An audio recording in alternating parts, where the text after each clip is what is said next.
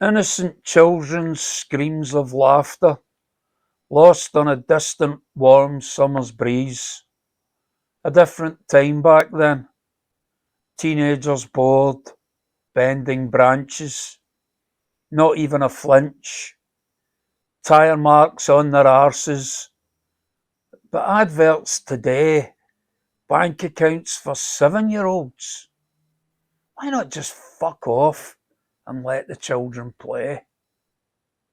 So, good evening and welcome to Acoustic Haven. And that was a wee poem about last summer, actually. I took a photograph of two tyre swings, and it just reminded me of my childhood. And as I was writing it, the TV was on in the background, and there was an advert of all these 7-year-olds using credit cards and playing at being adults and pretending to eat caviar and God knows what else. And I thought it was absolutely disgusting. So that's why I wrote that. It's untitled, as most of the poems that I'll be reading tonight are. Now, most of you tune into us will be going, eh? What do you mean reading tonight? We had a bit of bad news about 10 minutes ago that John Andrews had to pull out because he's been sick. So it was too short notice for anybody else to get in. So I've decided to step in and do my story tonight. We've been that inundated with people wanting to come on the show that we're actually fully booked all the way up to August, and I haven't actually done my own. So you're stuck with me tonight. So most of you know me as Marquee. We'll keep it that way. And I've been around now. Started the poetry 10 years ago, and I've managed to get 3 books out, 2 which you can still buy on Amazon if you're interested. One's called Hope, the other's called Moving On with Hope. And I do have a chapbook with only 10 copies left out of 100 called Poems for Austerity. And if you're interested in them, you can get in touch with us through the Acoustic Haven page, and we can sort that out too. So a little bit about myself. Obviously, I'm not from the northern part of Ireland. I'm from Bonnie, Scotland, originally Prestwick. And I've moved around all my life, even when I was a kid. My dad was in the Navy, unfortunately, and we just moved from A to B to C to D. And I've just kept going through the alphabet till I finally found my way back to B. And I've stayed in Belfast now for 18 years. Poetry became a lifeline. And when I got really bad depression and suicidal tendencies about 10 years ago. So, and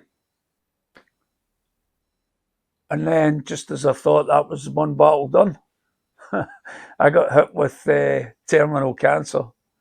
But it is what it is, and we keep going. And myself and Darren came up with Acoustic Haven. And so I'm going to read you about 6 poems tonight. So the next poem I'm going to be writing is called The Whistling Gate. And I do a lot of walking, especially up on the Black Mountain Trail. And there are a couple of gates there when on a windy day the gates whistle, and they really whistle, and it's a great sound. So it gave me this image. So this is, I haven't been up there in the snow, but use your imagination. Visibility zero, had to go on, striving forward, battling, blinded by the blizzard, wind controlling the large, puffy snowflakes. So beautiful, so dangerous. Is that a woman? standing, gorgeous, naked, alone. She's by the whistling gate where we met, disappears in a flurry like you. The gate whistles a haunting tune. Safe in the mountains' danger, silent except for a whistling gate.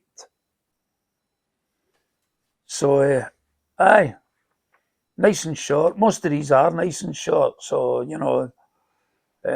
what else can I tell you about myself?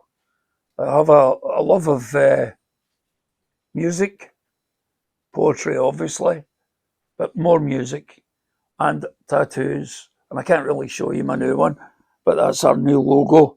And hopefully you can see that. Uh, I'm dead proud of Acoustic Haven and what it's become in such a short time.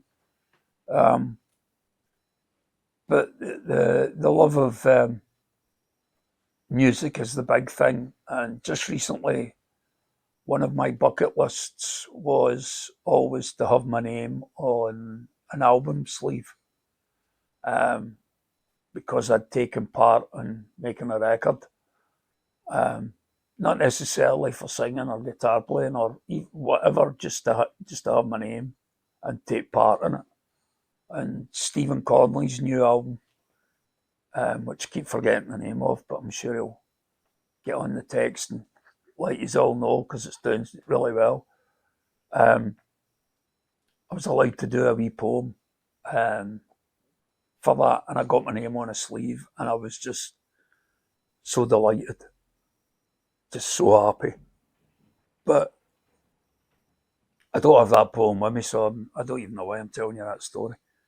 Anyway, the next one is Untitled, another Untitled one. It was written on the 30th of November last year, and it's also another one about, it's not another, but it's one about my battle with cancer now. So, yeah. What will it take? Remove these terrors from my soul. Cleanse me of your hatred, your poison, your venom. What will it take for you to see? Open your eyes. Look at who you are before you beat down. I'm defenseless. I'm a woman. I'm a child. I'm a man.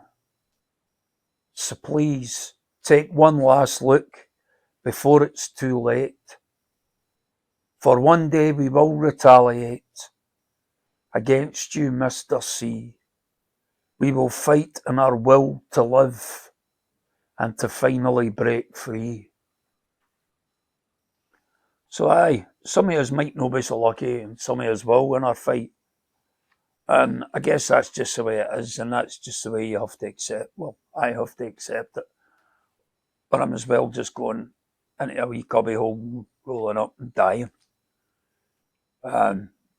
So you might hear my belly rumbling there. I can't believe it. I've just had a massive Chinese and my belly's rumbling. Anyway, so I'm going to do another one. I'm quite a political person. And I got to hear about this after it was too late, so I didn't get to join in it.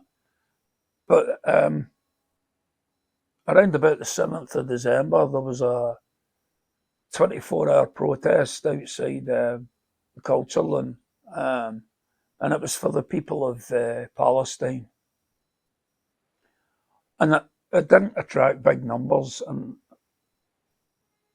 it was really snowy, if I remember those days, and you could see why. But there was a dedicated few that did go, and so I kind of wrote this for them, and it was brilliant to see and even hear, even if it was too late, that there's still people out there that are still willing to do the fight, keep the fight going for the Palestinian people. So yeah, another untitled one. Standing in rain, wind, sleet, so cold, so numb, so few numbers, standing proud. It's so cold, the fascists can't be bothered to turn out, to throw whatever in our trajectory, urging each other on, fasting for 24 hours, makes you colder. The layers of clothing, defenceless, rain, wind, sleet. A small chorus to warm bones, defiant in our protest, huddling together against bitter, biting wind. Daylight brings the warmth, not the weather, it's the same. But the warmth is from achievement. Will people notice? Will people care? Defiant in our protest, we will always stand. We will always care. So I was delighted to write this next poem because I've been very critical of kids not being allowed to be kids. And I think it was the first weekend in February. It was a Sunday and the sun was shining. It was a beautiful morning.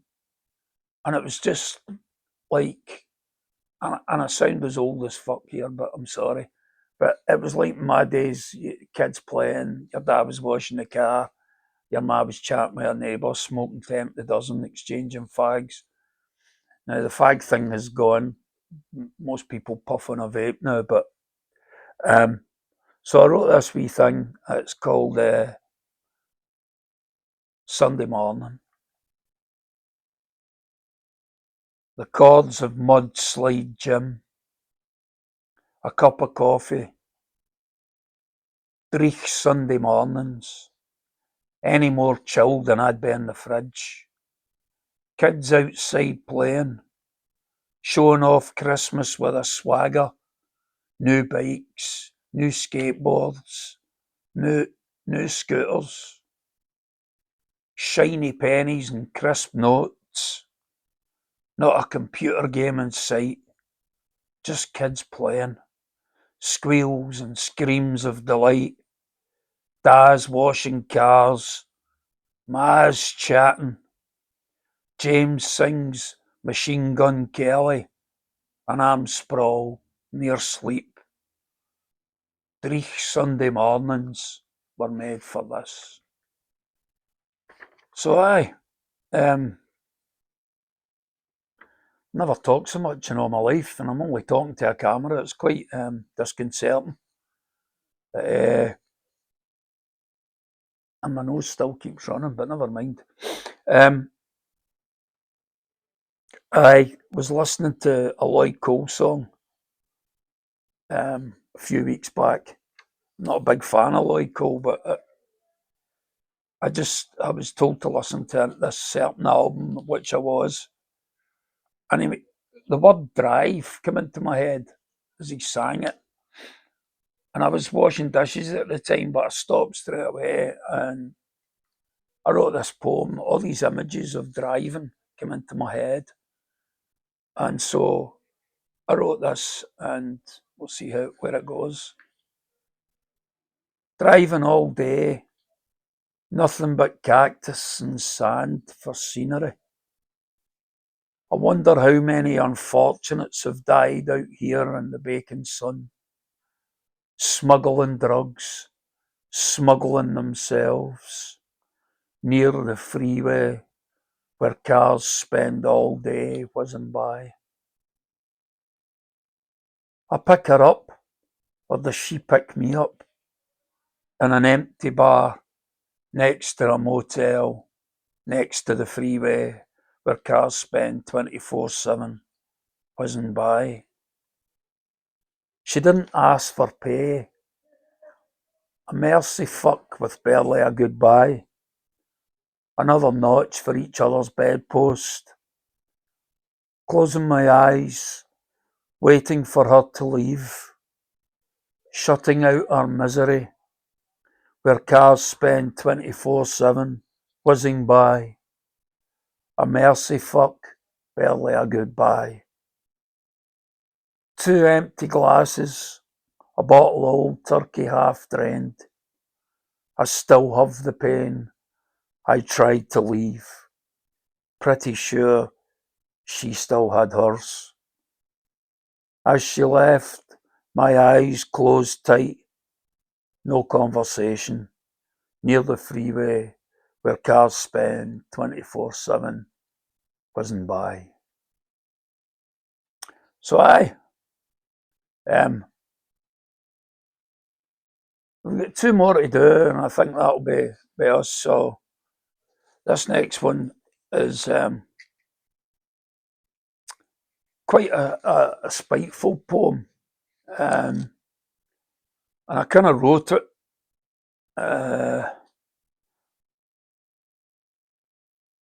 about memories of my dad. Actually, I'm not going to go into it on camera, but I, yeah. So it was just about me and my way of dealing with it at that time. So again, it's untitled, and it's quite bitter, but it gives you a sense of who I am and where I come from, or what I've come from. So here we go. Clumps of dirt hit the coffin lid.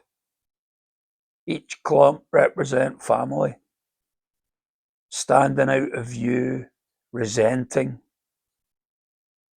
Hands soft to touch.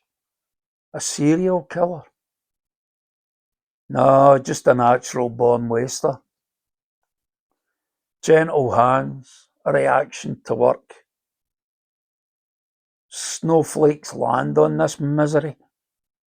People disperse. Never had this many friends in life. A lonesome death was deserved. I guess we're not here to judge.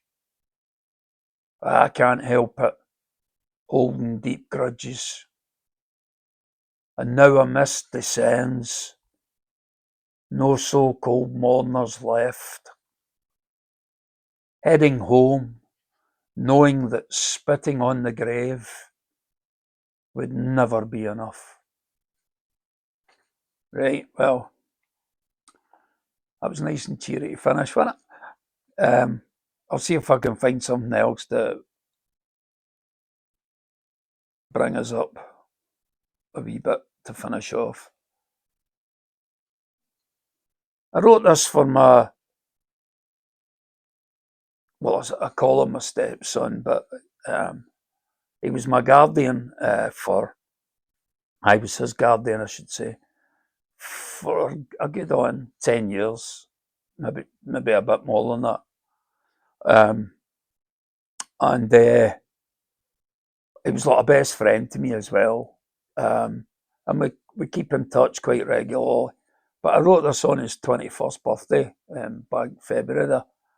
And so this is quite like it, actually. So if I get teary, just fling something at the screen and tell me to behave. And no, darling, don't fling your phone. So anyway, no title again. The palm of your hand, so small in my own. Walking up the hill, sun shining. I remember you asked, if you put 3 Tyrannosaurus Rex on top of each other, would it be taller than all the houses in Lackmore? It would have been easy to say, how do I know? It's difficult to answer or gratify a 5-year-old's mind with that. The beauty is in the magic, as other questions followed, then another and another. It may sound ridiculous to some, if for that child questions and answers were everything. Now the questions have almost dried, my palm so small in your own. As I grow frail with illness, I've watched as you grow, adulthood knocking at the door. Pride fills my heart at the fine young man that you've become. So, on that note, I'm going to finish off with another one about friends, family. This is about a friend um, of mine and Darren's who passed away recently. And myself, Darren, and him used to go to gigs all the time. Well, not all the time, but quite frequently. And with his help and Darren's help, I actually got back over my anxiety to go to gigs, because there was a lot of times where I would get to the door and turn around and run like fuck. And there was a few ups and downs, but on the whole, he knows we were there. So this is for our friend Joe, and it's called The Last Gig. Looking down, you seem so at peace, hoping your demons are left behind, crying shame you have to do this part on your own. A falling out, something over nothing, an awkward meeting, both embarrassed, conversation stilted and awkward. You cycled away as the door closed. Time has come, the last encore played. Holding your cold hands, I bade you goodbye. With love and kindness, as the curtain closes on our last gig. So, yeah, that's it. That's me for tonight. It's not as long as the programme as we'd like to normally have, but as we say, last minute we were not let down, but we only found out last minute that John couldn't make it. Hopefully we'll get him back on. I'm not sure when, because our next date's not until August. It's free. We'll see what we can do for those of you that like John Andrews. And for those of you who do like John Andrews, he's playing in the Admiral Bar on the 19th of April. Get yourself a ticket. It's on the afternoon from 2 till 5, and it's worth going along to.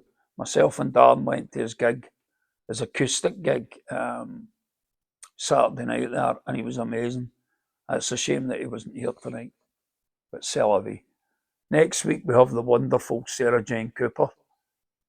And again, we've just been so blessed, so blessed with the talent that's coming on the show or has been on the show. Stephen Conley, our first one, got his first radio airplay on Ralph McLean's radio show, Radio Ulster, BBC Ulster, on Monday night there. Sarah Jane Cooper, who's coming on next week, has the most wonderful, smooth as chocolate voice.